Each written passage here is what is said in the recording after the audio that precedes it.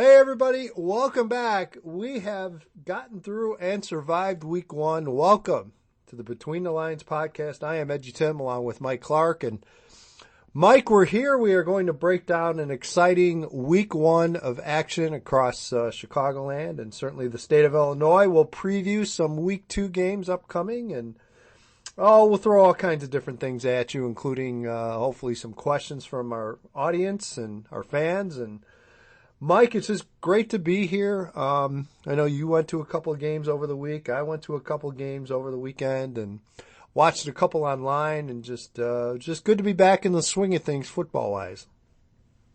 Absolutely. The weather was pretty decent.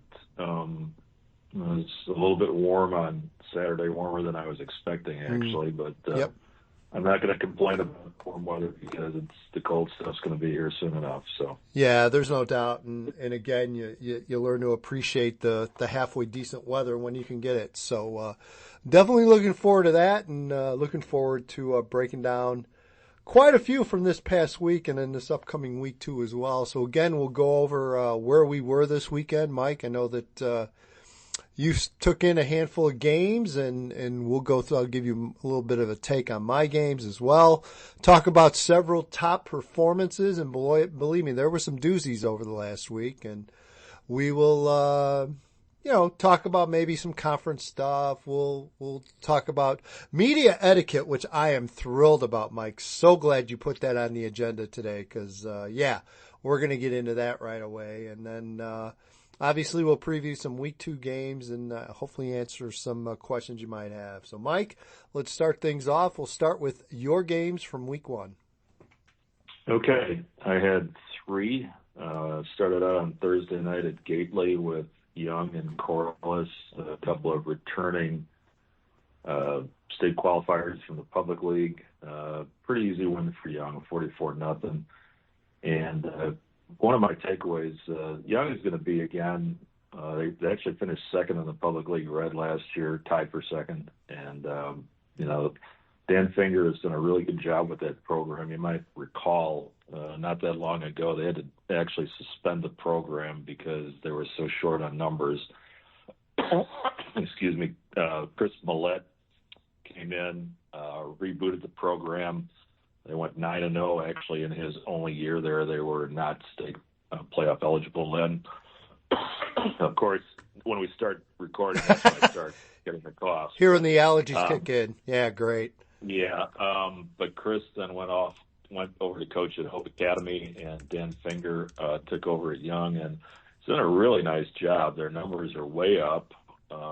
Again, they lost in the public league title game to Kenwood last year, won 9 games last year. They've got 3 really good linemen back. One was a 4-year starter, Nicola Dale is his name, a couple of 3-year starters. And they've also got a skill guy who's somebody to keep an eye out for. Max Warner is his name. He had 12 carries, 113 yards, 2 touchdowns, and he's got kind of an interesting story. When he was a freshman, he won the public league indoor and outdoor long jump and triple jumps, so he's a really explosive athlete. He started last year on defense. Now he's a two-way starter for them, but keep an eye on him. And again, he doesn't have his radar. Again, they're one of their public league teams, definitely top 5. So, to see Key, which is great. Actually, our listeners, I'm sure, will recall the Grady score from 2 years ago, which was 2-0. And they split the first 2 games in this recent series. Naz, a winner 37-30 in this one. Logan Malachuk, 4-year starting quarterback for the Roadrunners. He threw a pick 6 and then came right back from that through the game-winning touchdown. 259 passing yards, 3 total TDs. He is just really, really, really good. No surprise to anybody who's seen him win 2 state titles the last 2 years. it's kind of funny too, because when I was watching him, I was thinking about what Jack Elliott, the Mount Carmel quarterback, told me, when he was kind of going through his recruiting and, not getting initially as much interest as he was hoping for. He said nobody wants a 5'11" quarterback. And, of course, Jack's story came out pretty well. He's going to Vanderbilt. But Logan, again, it's like, if there's a knock on him and there's only one, it's like he's not 6'2" or 6'3". I mean, he makes all the plays. He is quick. He is elusive. And Kankakee has a ton of speed. They're as fast a team as I've seen for a while. They're going to be really good, too. Oh, we're going to talk about speed in a little while. But yeah, we'll, right. But I know where you're going with that. But so it was a great game. Both teams. Naz is 5A. Kankakee's going to be 6A. Both of them are, two are teams that we're going to be talking about, well into November, I think. My Saturday game was Morgan Park at Marist. That was a 29-16 win for Marist. Coaching debut a return for Mike Fitzgerald. Mike Fitzgerald started his career as the OC at Marist. I was talking to Pat Dunn, the former Marist coach, at halftime, and he told me something I didn't know before, is that he and Mike Fitzgerald were college roommates at Lake Forest College. They all played together as well. And Marty Quinn, who was the former De La Salle coach, came back and is a defensive coordinator at Marist this year. He was on that Lake Forest College team as well. So guys who go a long way back with each other. Kind of an interesting story here. So we've got the dominoes falling.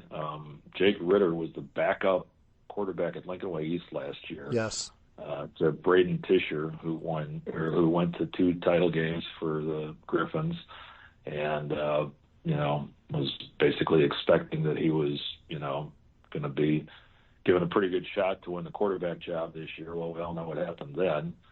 Jonas Williams left Bolingbrook, came to Lincoln Way East.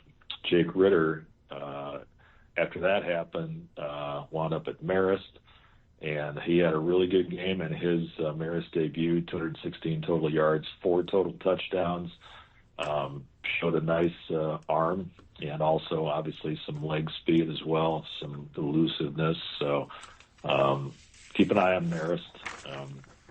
Missed the playoffs last year, but they got some really big linemen, some really good ones. Brad Fitzgibbon and Achilles Anderson on the defensive side, and Rico Shriver is offensive lineman who's getting a lot of D1 interest on the offensive line. So John McAuliffe also is a Ivy League bound running back. He's going to Cornell. So a lot of nice pieces for Marist there. On the Morgan Park side, veteran team, they're the best team in the public league.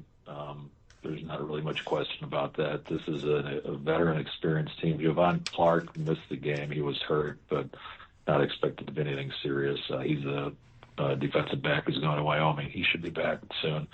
A lot of other talent there. Jamari Washington is going to Wisconsin, another defensive back. Ahmad Grayer is another defensive back with some D1 interest. But the star of the team is Nasir Rankin, who is another transfer from Young, as a matter of fact. He's a receiver. He had 8 touches between catches and runs, 156 yards and a touchdown. He had what is going to be one of the best touchdowns of the year. I know it's only week 1. But you're right. I saw it. You're 100% right. He had an 84-yard touchdown, and it was, juking, twisting and turning and reversing his field and giving up a few yards. And it was 84 yards, and I don't know what he covered on it. 300 at least. Yeah, it was. I would say it was over 100 easily because he went from sideline to sideline. Yep. So he is a dynamic talent. I think he's going to be in the Player of the Year conversation by the end of the year. So those were my games. So where did you go this weekend? Well, let's talk. I just want to talk briefly about Marist and Morgan Park because I was planning to cover that game, and unfortunately I had some things happen here at the ranch that kept me off. So I did watch that game online. And by the way, kudos to Marist for providing a very nice feed on YouTube. So very well done. Nothing fancy, just the camera shot, but certainly good enough to get a feel and to see what was going on. And I thought it was a really good game. Like you, I kind of went into that game not knowing a lot of what to expect out of Marist, and obviously very familiar with Mr. Ritter, familiar with his older brother, familiar with the family. So yeah, I couldn't be happier for him that he had a big game and things are working out for him at Marist. Totally agree on Nasir Rankin. I mean, he is a dude, and you mentioned that one play, and there were a couple others where he was a finger or two away from breaking open a big play, and I think you're going to see him do that all year. So again, and I believe it was your story that it might have been O'Brien's notes today, talking to Chris James and talking about going through a game like that against a team like Marist. Let's face it, an 8A Catholic school. I think and it's so cliche, but I think it's true. I truly think Morgan Park will be better after that game. I think they probably saw some things they need to work on, some things that need to improve. But you're right, Mike. I mean, I've thought that Morgan Park was the best team in the city the last handful of years, but to me, there's no doubt they are this year, and they could be really dangerous in 6A. I still think they have a shot to get even a little bit deeper than they have been so far. So my takeaway from that. Friday, I was at Lincoln Way East. Watched the Lincoln Way East and Maine South. Amazing atmosphere as always. I mean, even the Maine South coaches were like, look, we're not even at halftime of the sophomore game and their stands are packed. Lincoln Way East stands are packed, and I told them it's always been that way there. It's just they get unbelievable support. They're always there for the sophomore game all the way through. They don't leave, and as you would expect, the Friday before Labor Day weekend, it was a late arriving crowd, but they arrived. And you looked up, first series of the game, and Maine South side was packed, and great atmosphere. I thought Lincoln Way East showed really well here. Certainly they do have some things to work on as well. It wasn't, believe me, it wasn't a perfect game or perfect performance, but played really well. They won 49-22. Jonas Williams just did Jonas Williams things. 25 of 39. I want to say, I believe it was 355 yards, threw for 4 touchdowns. His scrambling, I think everyone forgets about his scrambling ability and what he could do with his feet. He definitely showed some of that in this game. Maine South, Mike, I'm telling you, yeah, they turned the ball over a few times and had a couple of issues here and there, but this is still going to be a really good Maine South team. You don't have one, you have 2 quarterbacks that look very good. Jamison Purcell came in late in the game, got, I want to say maybe almost a full quarter in, mostly the fourth quarter, brought an immediate spark to Maine South. You saw him march them up and down. I thought Constantine Coynes did some really good things, and Mike DeLulo for Maine South also is just an impact kind of guy. This team will be just fine. The early schedule is not easy for Maine South. I know that they've got a couple of big games. I believe Hersey maybe this week. And then Warren. Is it Warren? Okay, Warren yeah. So I know they've got Warren. I also believe Barrington might be in that non-conference schedule. So yeah, they always challenge themselves. And again, and this is a theme we're going to talk about, Mike, and I hope we continue to after every week one. Credit to Dave and Sarah, credit to Rob Zavonar for stepping up and scheduling this game. I mean, for years we've seen schools not want to play each other for various reasons. Not these two schools, but just schools in general. It just seems like lately, the last few years in particular, Mike, you're seeing more and more of these games, I think. You're seeing schools that, just really hadn't played each other, power programs that can't find a game. Well, you know what? Let's go to the best team we can find and see if they'll play us. And I think more often than not, I think it works out. I think you both benefit from it. And just a great game on Friday. So then Saturday I drove down to Illinois State, took in East St. Louis at Loyola. Yes, East St. Louis was that dominant. Yes, they were that good on Saturday. Mike, it was from the very early portion of the game where you just saw that East St. Louis had maybe a step to a step and a half more than what Loyola had from a overall speed standpoint. Both sides of the ball, offensively and defensively. I know defensively, East St. Louis, very difficult to block. Up front, D-line, very good. Just a great combination of size and speed as well. And, offensively, they just executed. East St. Louis executed. They didn't make mistakes. They didn't turn the ball over.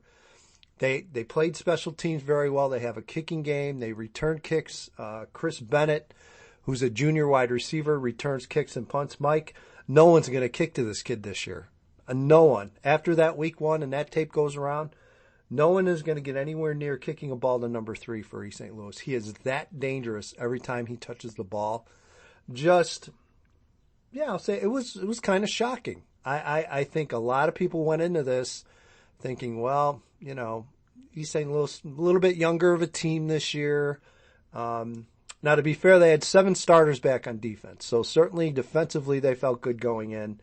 But offensively, you had a quarterback that a year ago played at Granite City and came in and just looked fantastic. I mean, you've got a young, I believe, out of the 4 wide receivers, 3 out of the 4 were either freshman or sophomore, and then the other one was a junior.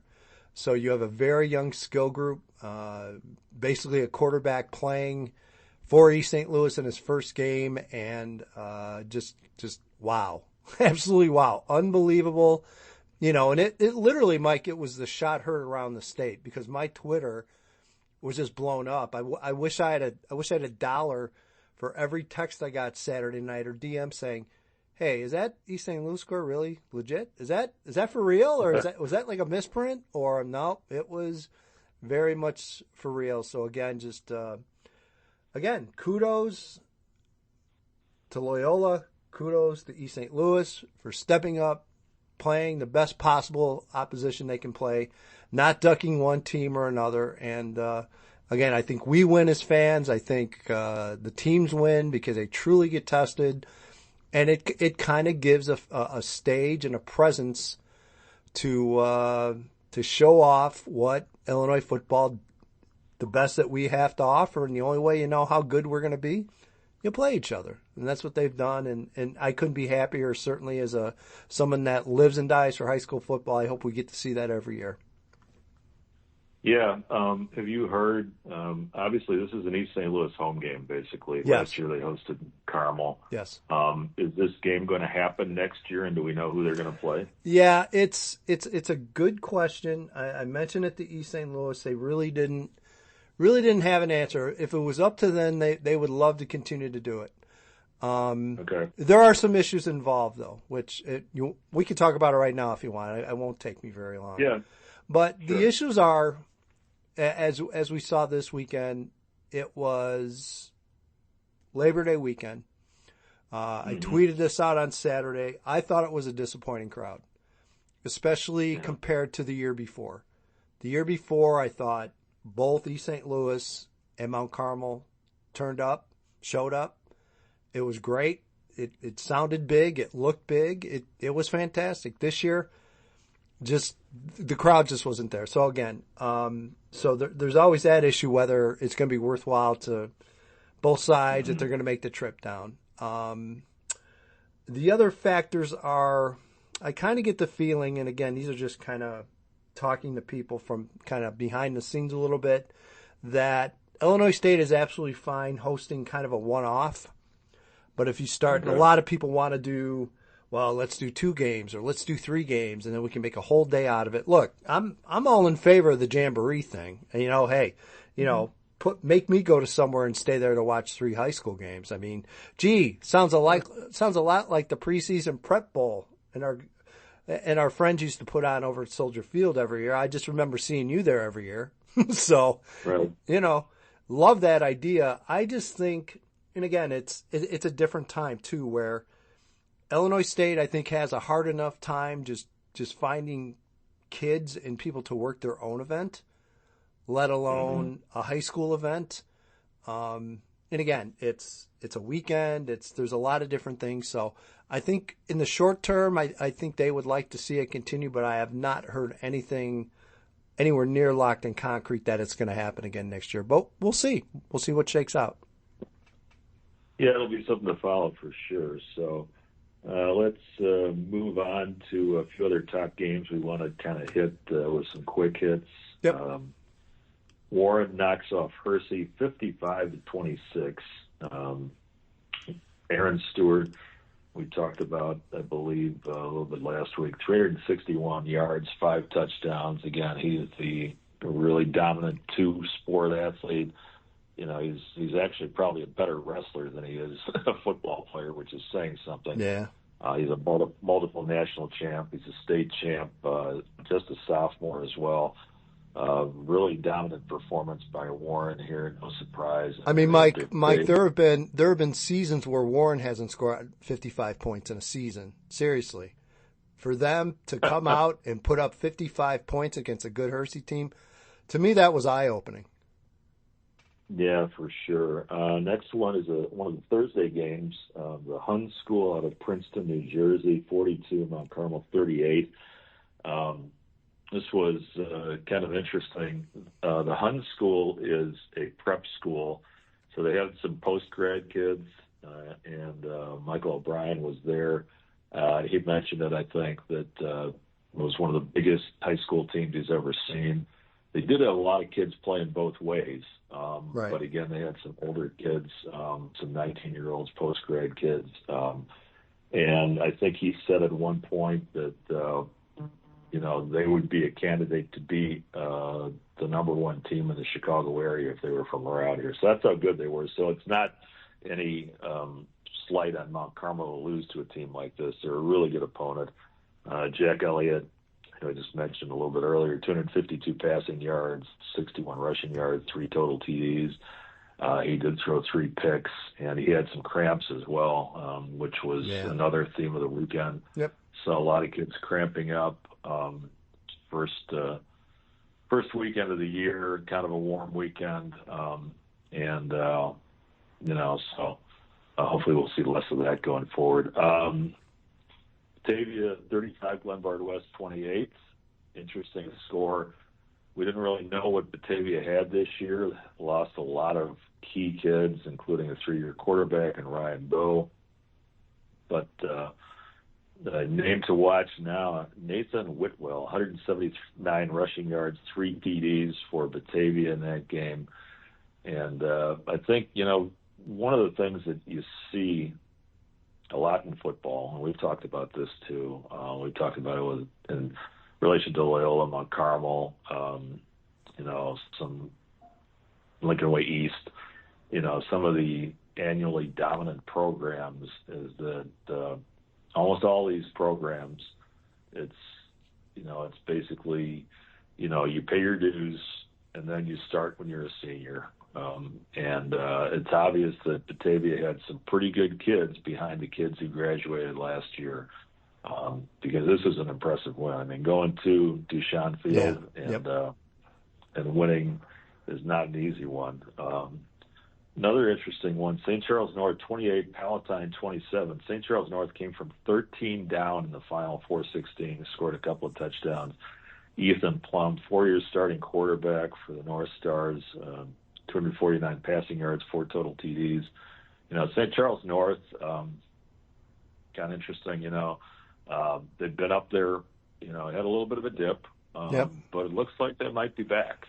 I've known Ethan Plum since his freshman year, and Mike, he's one of those kids, you watch him, and you mentioned before about Logan Malachuk, and the one knock on him is his size. You look at Ethan Plum, there's really no knocks. I mean, he's 6'3", probably 200 pounds around there. Amazed, just a tremendous quarterback, tremendous young man. Love talking to him in the off season, and there's a kid there's a couple of them, but he's one that I think could really keep an eye on, because I think he could lead this team pretty far. I mean, he's I believe he'll be a 4-year varsity starter, and just he's been there, he's done it, he's seen it all, and yeah, it really impressed. I believe, if I'm not mistaken, he rallied them. They came back from behind and led them. I think they had a 99-yard touchdown run to win that game. Right. Yeah.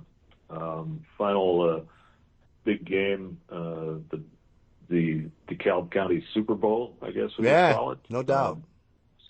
Sycamore knocking off DeKalb. That was 35-28.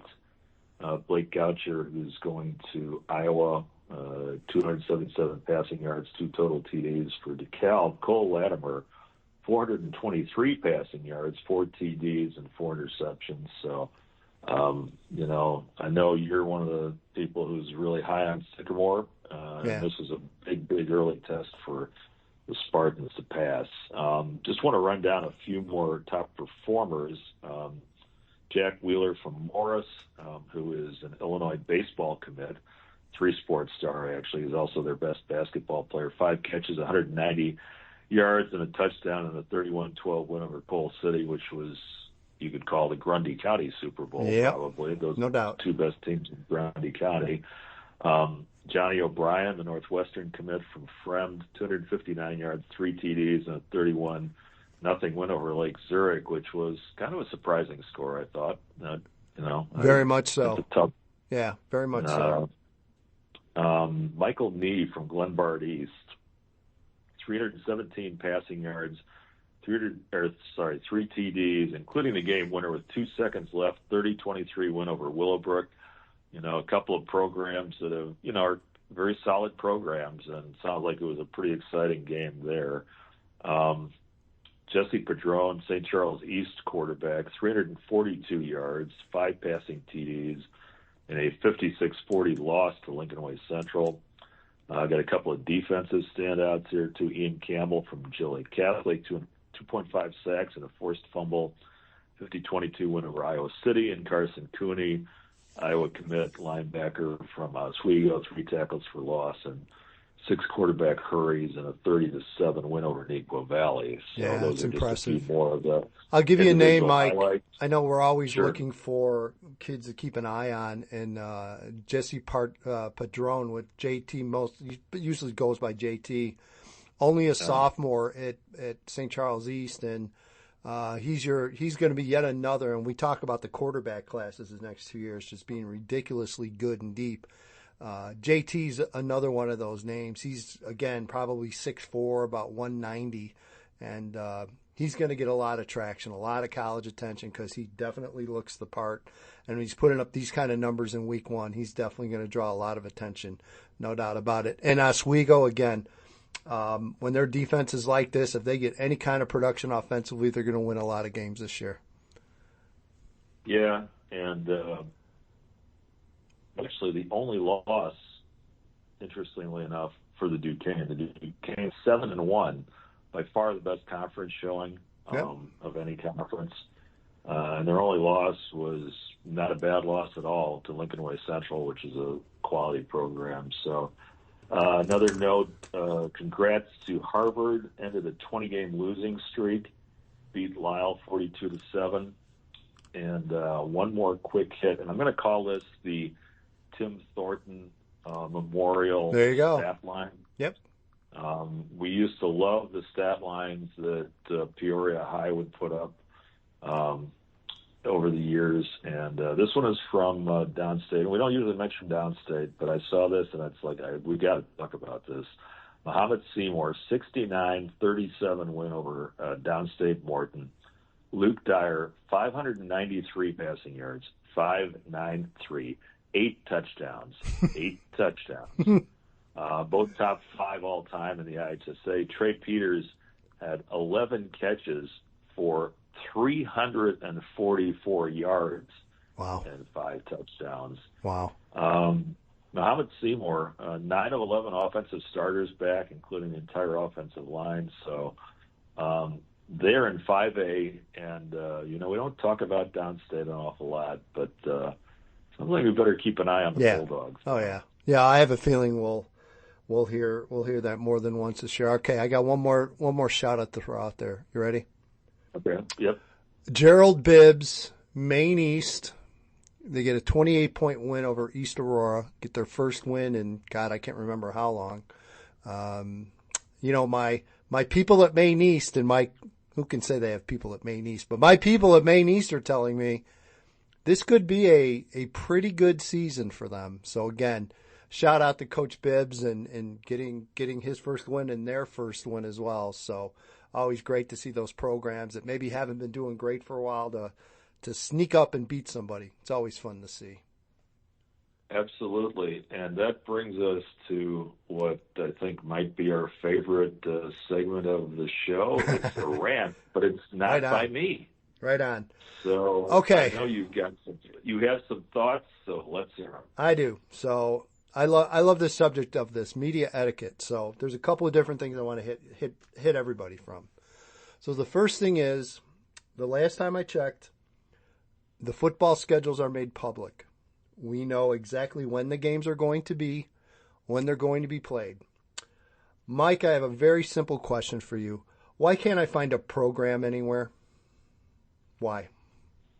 Well, Mount Carmel has a great one. Yes, they do. It is. I will shout out the Caravan for that. It is fantastic. Rosters, stats, a little history in there. But overall, and what we used to see a lot, and I was thinking about this because we were putting together the lineup for the show today, and it seemed like back in the day, it's like every big school, and I'll call like everything from 5A on up, and even some smaller schools, they would have a program book. Yes. They would sell a ton of ads. You would have the schedule in there. You would have basically team pictures for all the fall sports teams. It'd be a fall sports program. They'd have rosters, all sorts of stuff in there, and those kind of went away. It's a lot of work. I understand it, yes. Especially, it's tough to go out to the local businesses to compile the ads, put all that together. It's a lot. It's enough effort. I get that, and I know that you would be satisfied, with much less than the old program books that we always used to get. Yeah. All you want, and we've talked about this, is a roster. Yes. And if it's a QR code, okay, we get that. This is 2024. We do that now. But, paper rosters are very rare these days.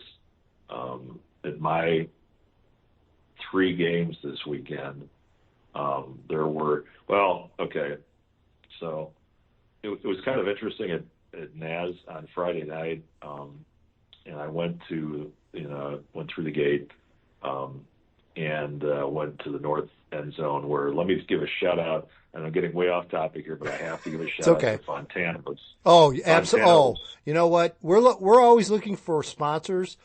Fontana's, yeah. I'm telling you right now, you sponsor this podcast, you send Mike Clark a sandwich once in a while, you're in it. They're as good as gold. I have a long history with the Fontano family. So going back to my days working downtown. So all about it, Mike. So I got my pregame meal, and I was, waiting for the sophomore game to end. And our photographer, in the meantime, I was trying to find a roster, basically. So I went up to the press box. I took a picture of the Nazareth roster and couldn't find a Kankakee roster. The press box said they didn't have one. It's not online. And my photographer came, and she said, over there on the south side of the stadium, they had a booth where they were, I think, selling some Naz gear, basically, and they said they had an envelope with rosters for media only, so they weren't handing them out to the fans. And I didn't realize that because I didn't go around that side of the stadium. But, it would have been nice to know. But as a matter of fact, I wound up getting the Kankakee roster anyway from Daily Journal sports editor Mason Schweitzer. Yeah. Shout out to him for helping me out with that. Mason's a good man. But I mean, it's like, it's really hard these days. On Thursday, actually, I emailed both of the coaches, Dan Finger at Young and Keith Brookshire at Corliss, and took care of me.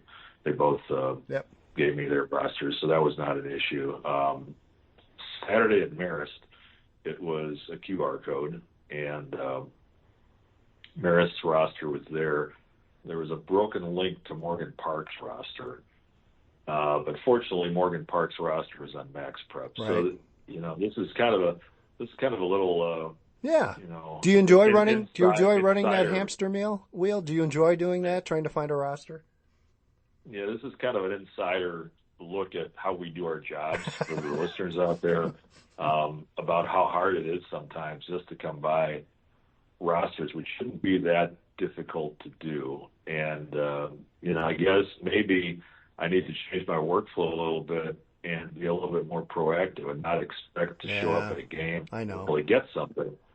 So I know that you had a little bit of an experience, and others had a little bit of experience at ISU as well. Yeah, there just really wasn't anything available. I was fortunate enough later on during the evening, I did get a copy of the East St. Louis flyer. I was not able to track down a Loyola roster. Obviously you go online, and there's 250 kids probably listed in the one with pretty much no numbers. So didn't look real promising. And again, Mike, I don't like to bother people. I don't like to be in the way. I email coaches and ADs every week to let them know when I'm coming, usually at least 72 hours, if not more, in advance. Mike, I don't ask for a lot. I just want a roster so I can do my job. Am I asking too much? No, you're not. And it's honestly kind of disappointing. And I don't even necessarily always blame the football coaches here. No. I think it's on the athletic department a little bit. And I'm not picking on anybody here. I'm just describing what happened to me this weekend. Right. And this is not an infrequent occurrence. It's happened to me other times, other weekends as well. Yep. Same. And I don't know why it's so hard. I mean, and there's certain places I go that I kind of honestly don't even expect one. So exactly. I am a little bit more proactive about getting one. But, I mean, if you're a big school in particular, and, you have a lot of resources, it should not be that hard. And then Loyola has a really nice program for home games. I need to say that, right. Not to pick on Loyola or anything like Yep. that. They do have a good program for home games.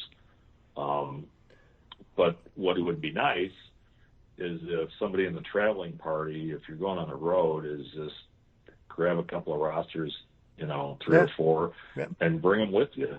So if somebody from the media just can't find one anywhere, it's like you got one, and that's what I would like to see, is just have them available, because that's the other thing too. It's like, if they're not available at the gate or even in the press box, it's like, it's very unlikely now. And that's something that's changed as well, because I remember going to games, going back 10, 15 years ago, it's like teams would bring extra copies of their roster with them.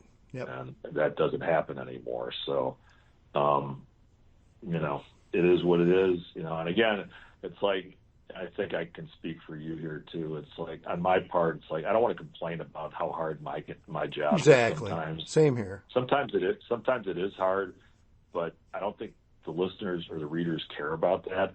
It's like, they just want to know what happened in the right. game. They want to know what they want to see my story, and they don't care about, what went into the making of the story. So I get that, but it's something that, you and I have talked about, and we wanted to talk about a little bit here today. So there we have it. All right. One other thing I got to throw under here, and so I guess we'll count this as a 2 rant day. And I think I'm a rant up on you if this goes down. And I never thought that would happen. I don't think that would ever happen. So right. we mentioned media etiquette. I want to talk about sideline etiquette. Okay. So again, I try to be as self-aware as possible of where I'm at on the sideline, making sure I am not crossing where I should be in the spot the refs want me to be. I'm aware of others around me trying to generally do the same thing, either taking photos or video or what have you. We have God, this is going to sound like such a get off my lawn, but that's okay. I got to get it off my chest. We have an influx of videographers now that we've never seen before. That in some cases they do outstanding work. I mean, really game-changing video and photo work that I think is really cool. But what's not cool is running past others, taking pictures and video, just running literally up to kids and running up to plays and getting in the way, and with just no fear, no anything. And Mike, it just bothers me. Just be aware. Be aware of your surroundings. I know Mike is. I know people that have been down there for a while are. And look, I understand these are newer people, and you know what? Welcome. Great to have you on board. You know, it's good to see some younger people getting involved in the media side and doing what they think they're able to do. And in some cases, they do amazing work. But you got to understand there's protocol and there's etiquette. And just don't run out in front of people, and be aware of your surroundings, Mike. That's all I ask. Yeah, absolutely. And I see this a lot during basketball. Oh, 100%. I've seen the state finals and how those underneath the baskets have grown. It's been crazy. Yeah, and I mean, and one of the things too is it's like the content demand apparently these days is definitely ratcheted up for prospect interviews. Yeah, it's like yep. The games that we go to, often there are 2 or 3 or even more D1 kids there. Some of them haven't committed, and the videographers you're talking about, I mean, that's what they're there for. They're to cut a few highlights and to talk to the kids. I get that. They have a job to do. Excuse me. We have a job to do as well. And sometimes I'm on deadline, honestly. And, yep. I can't necessarily wait, or I would definitely prefer not to wait for someone who's not on deadline asking questions about who your top 5 schools are and stuff like that. Right. So I wish that they would just wait. Let everyone get. Yeah. And Mike, I'll be the first to admit I didn't really become aware of that. I mean, I was aware of it, but really didn't impact me until I started doing some TV stuff. Mm-hmm. And that was remember we did that show, the highlight show. That there were times where I'm interviewing post game and it's 10:40 and that show's on at 11 p.m. so that is about as deadline comes. And it was like, look, I'm going to get 1 or 2 questions in here and then I'm going to get out of the way. And again, same with you guys. Look, if you're on a deadline, you're going to hear Mike Clark ask his questions. You're going to hear Mike O'Brien ask their questions because I understand they're on deadline, and others just need to be aware of that as well. Right. Okay. All right. I feel better. Thanks, Mike. There you go. And we will keep a scorecard. You were up 2-1 in a rant for this year, so there you go. I'm sure I'm oh, you're coming. Done, you're coming. You haven't even warmed up yet, so. Yeah. Top week 2 games, and start out with Lincoln Way East has a week off because when they found out that Jonas Williams was transferring in to play quarterback, their scheduled week 2 opponent decided to cancel on them. And Griffins have not been able to find anybody else to replace that game, unfortunately. Lincoln Way still be okay, but it's a shame because, those kids work awful hard to play 9 games. And I talked to I'm sorry, Mike, that game was going to be part of the Scholars Classic down at East St. Louis, and I had a chance, obviously, to talk to those coaches on Saturday, and they were not very happy. That happened to them 2-3 years ago, and they ended up getting canceled on like the same deal, like 2 weeks before they were supposed to play, and you get stuck with a bye. But yeah, you're you look at Lincoln Way, he's coming off a huge win against Maine South, and now you got to shut it down for 2 weeks. So it's not a good thing. So they were supposed to play, you'll love this, out of Dover, Florida, Specially Fit Academy. Is there like a weight limit? Do they like weigh you in before you can go there? No. Or Yeah. so again, another one of these interesting academies that they were supposed to play that kind of backed out. So unfortunate. Yeah, so let's run down a few of the games that are happening. I don't have my schedule yet, so I don't know where I'm going to go. I know, me neither. Loyola at Glenbard West. The quick hit on that one is that one of those teams is going to be 0-2, Yep. and I'm not sure any of us expected that. Mount Carmel at St. Rita, one of the great all-time rivalries Yep. in the state, obviously. Warren at Maine South. We talked about Dave and Sarah scheduling tough. Here's another example. Barrington at Hersey. You talked about that a little bit as well. Yep. Two really good MSL teams going up against each other. The Pulaski Road Super Bowl we have this week, Marist at Brother Rice. Brother Rice shut out Phillips pretty handily, and Tyler Lofton, I noticed, had a big game for the Crusaders, the transfer from Marion Catholic running back. We have the Naperville Super Bowl, Naperville Central, Naperville North at North Central, which should be a really good one as well. I've been to that game a few times. Tremendous atmosphere. Yeah, huge. I am really glad that there is a parking garage there now. So it'll be a little bit easier to park. You still better get there plenty early. But yes. I remember I've been there when there wasn't a parking garage, and it was a lot harder to to find a spot there. So yeah, you're parking somewhere downtown in Naperville, basically. If you I will. So I'll give another little insider story here, real quick. Sure. I was going to cover this game, several years ago. Actually, probably more like 10 years ago, something like that. So plan on getting there early, knowing that parking's going to be tough. So I get there like an hour beforehand. I'm just looking at my bag, just making sure, I got, my stat sheet, my clipboard, everything that pencils, everything I'm going to need. And, guess what? I forgot my laptop. So, and there's no way, it's right. Yeah. I'm not going to get it. So that was a story that I wrote on my phone. Wow. That's impressive. I know. This is in my Sun Times full-time days, and in those days our stories were not very long, fortunately. So yeah. I wrote, I want to say it was somewhere around 300, 400 words, and just pecking it out on my phone keyboard. I might have even had like a physical keyboard in those days. That's probably how long ago it was. Like a BlackBerry? Yeah, like when phones actually had like keyboards. Yep.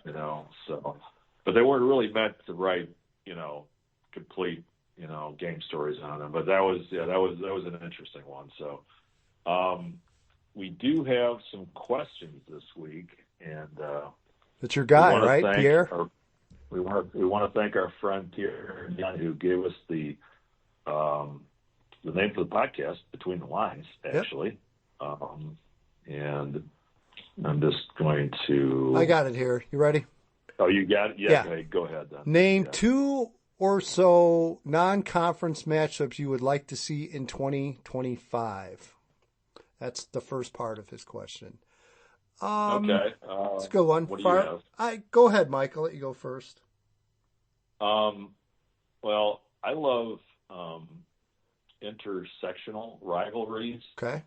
So, and as good as Warren is, I would love to see Warren play somebody down south. I guess I'd really like to see Warren Lincoln Way East. That was actually a game, I believe. Yeah, playoffs. We saw that in the playoffs. Yeah. So I think that would be a tremendous game. Just again, you'd like to see, North versus South rivalries, stuff like that.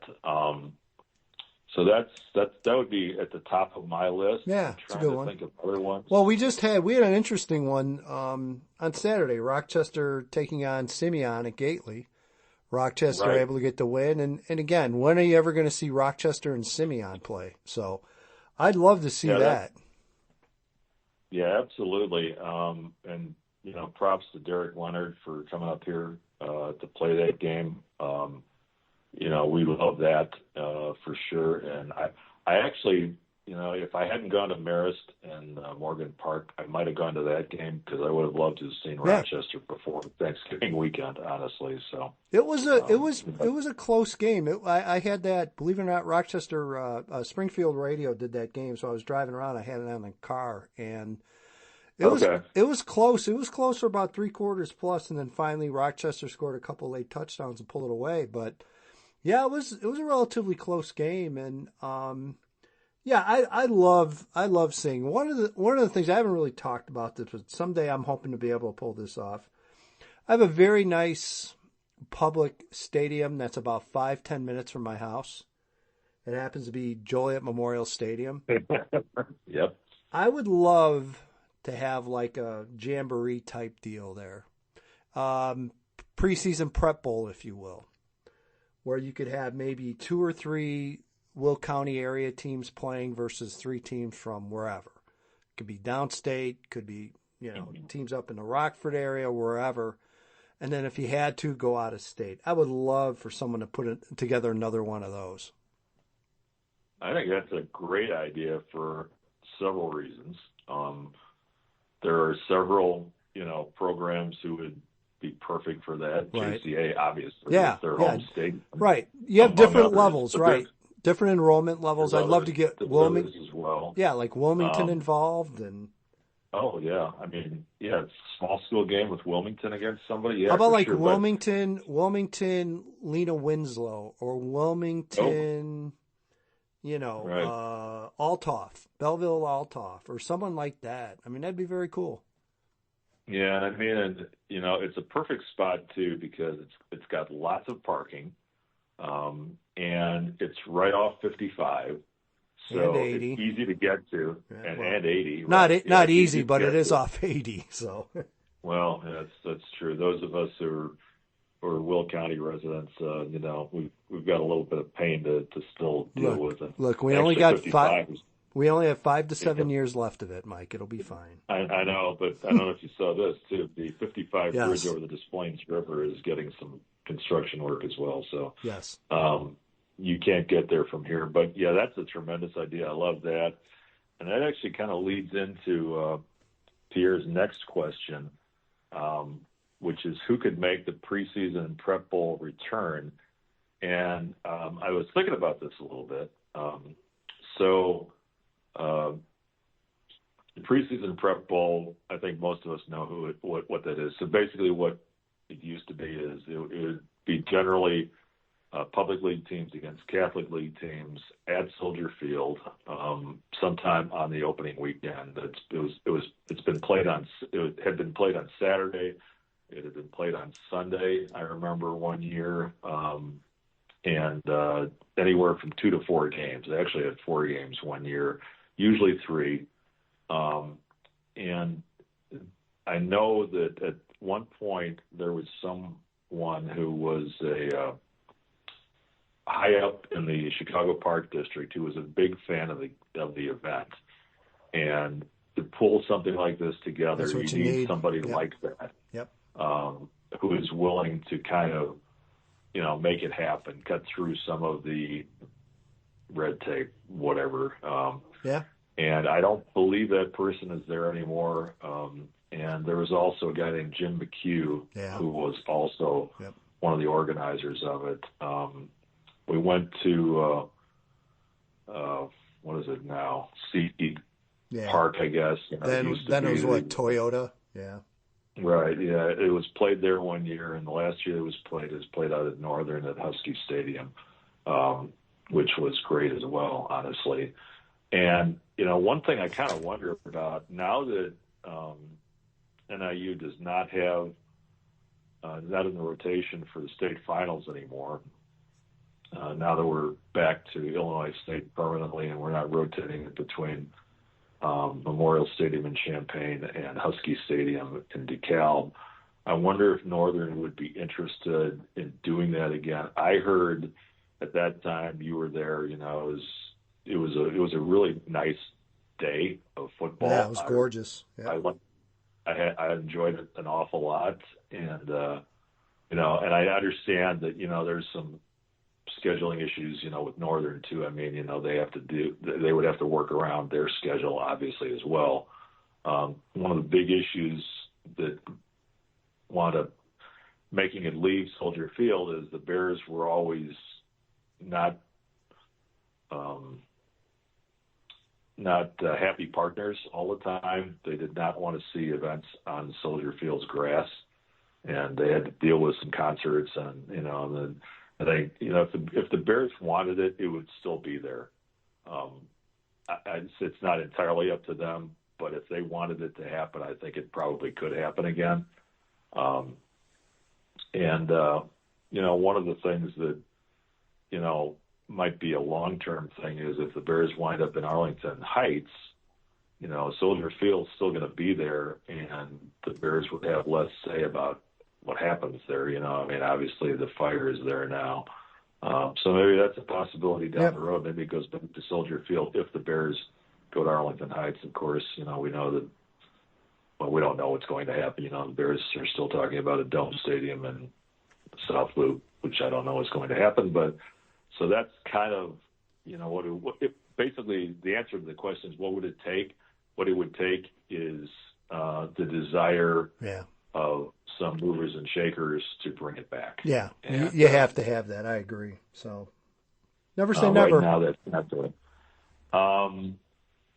So the next question and final question from Pierre, thanks very much, is did anyone's path to 5 wins get tougher with 1 loss? And I guess what I would say to that is I don't think so, just because especially there's so much more wiggle room now for good teams to get in with 4 wins. So I don't think 1 loss is going to kill anybody. You know, if you start 0-2 or get to 0-3, then it might be a little bit trickier. Yeah, no, I agree. Definitely gets a little more interesting. You know, another one I look at, Providence had a 1-point loss to Wheaton North. And again, Wheaton North, Joe Ordinsky does a tremendous job. I mean, they're just a tough team every year. And, you know, you look at Providence's schedule, and like everyone else in the Catholic League, it's loaded. So, yeah, I mean, you always have that concern. But, you know, Providence is one of those teams, especially under Tyler Plants. They're just going to go back to work, and they should be fine. So now, if he asks that question next week, we might have a little bit different of an answer, especially some of them start going 0-2. But for now, yeah, I'm with you, Mike. Nah. Well, where we're at, we're just short of an hour, right? Yeah, 57. Wow. Okay. That was an action-packed week 1 recap. And week 2 look ahead, and we appreciate everybody being back with us this year. And I know that you are still talking about hopefully getting us a sponsor. So if still working on it, this, yep. Reach out to me. EDGYTIM at EDGYTIM.com is the email, or if you'd follow me, DM me on X or wherever social media. Yeah. So also follow both of us. I'm at Mike Clark Preps on X, and you are at EDGYTIM. And Fontanos, follow up with us, please. There you go. So that's all I've got. All right. Next week, Mike, we'll have another exciting episode, and you know what next week begins, right? Bears. Oh, that's right. Yeah, that's right. We might get grumpy, edgy. Although I napped today, so I was very energetic today because I got my nap in. So yeah, it feels like not to count anything before we get it, but it's like the Bears certainly have more excitement heading into the season than we've had for a while. Yeah, so we'll see if that pays off. So. All right. He's Mike Clark. I'm EDGYTIM. Thanks for listening, everybody. We certainly appreciate you, and go have a great week this week, and we'll talk to you around the same time next week.